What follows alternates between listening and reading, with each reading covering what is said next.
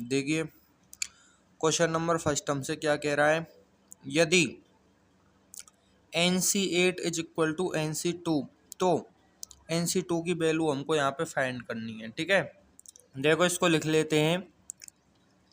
NC2 is equal to NC8 यहाँ पे दिया हुआ है, तो हमको यहाँ क्या करना है, तो NC2 की जो है हमको यहाँ पे वैल्यू क्या करनी है, फाइंड करनी है। ठीक है, ये हमसे कह रहा है क्वेश्चन। अब यहाँ पे देखो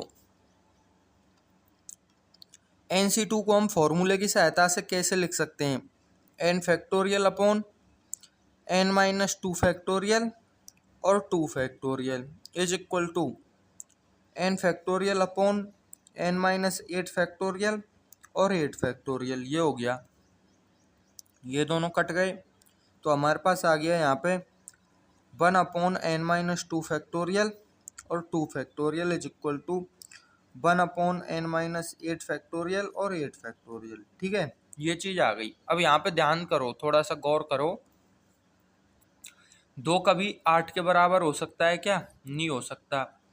और जो n-2 फैक्टोरियल है वो n-8 फैक्टोरियल के बराबर नहीं हो सकता। अगर हो गया तो फिर 2 और 8 भी क्या हो जाएंगे, बराबर हो जाएंगे। इसका मतलब कि जो ये 2 है ना, इसकी वैल्यू तो n-8 के बराबर होगी, और जो n-2 है ना, इसकी वैल्यू 8 के बराबर होगी। यानी कि n-2 इज इक्वल टू हो गया 8 और n-8 इज इक्वल टू हो गया 2।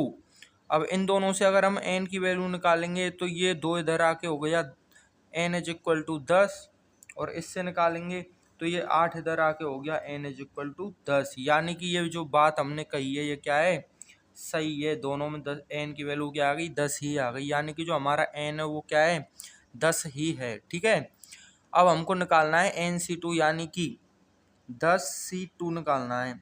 तो अब यहाँ पे देखो 10C2 अगर हम निकालेंगे तो 10 factorial upon 10-2 factorial into 2 factorial, ये आ जाएगा।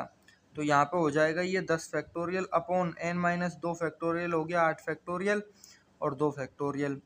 अब 10 को हम लिख सकते हैं 10 गुणा 9 गुणा 8 गुणा 7 यानी 8 फैक्टोरियल। ठीक है, और नीचे 8 फैक्टोरियल गुणा 2 फैक्टोरियल है।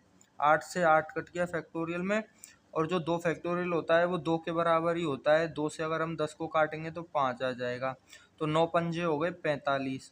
यानी कि जो हमारा NC2 और NC8 अगर बराबर दिए हुए हैं तो NC2 की वैल्यू जो होती है वो क्या होती है, 45 होती है यहाँ पे। ठीक है,